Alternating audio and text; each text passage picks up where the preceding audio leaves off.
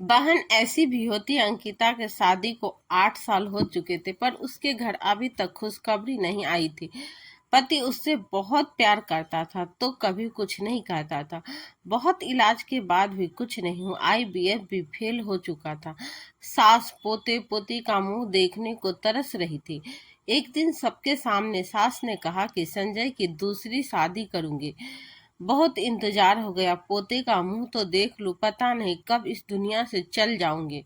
अंकिता पर जैसे कायनात टूट पड़ी।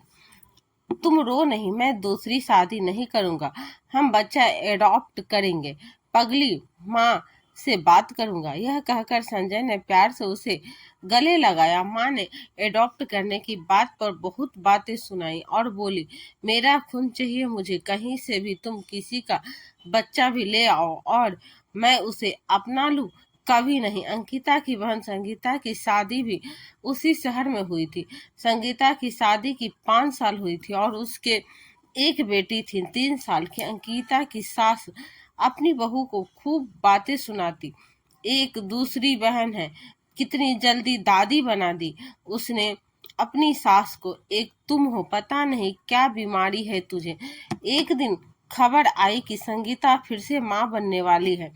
फिर क्या था, सब अंकिता पर चढ़ बैठे।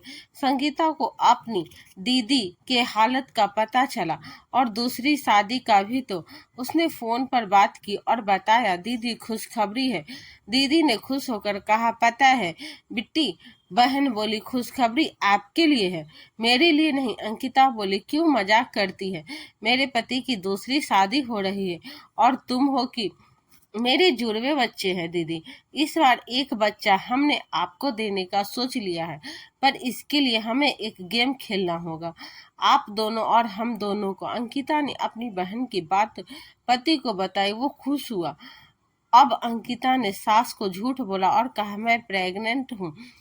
सब बहुत खुश थे। इसी तरह डॉक्टर को भी अपने साइड किया गया और डिलीवरी हुई। संगीता और अंकिता दोनों एक ही हॉस्पिटल में एडमिट हुई।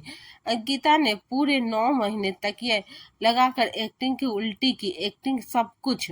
संगीता ने एक बेटा और एक बेटी को जन्म दिया। बेटी को अंकिता की गोद में डाल दिया गया और संगीता की सास को बताया गया कि एक बच्चा नहीं बचा।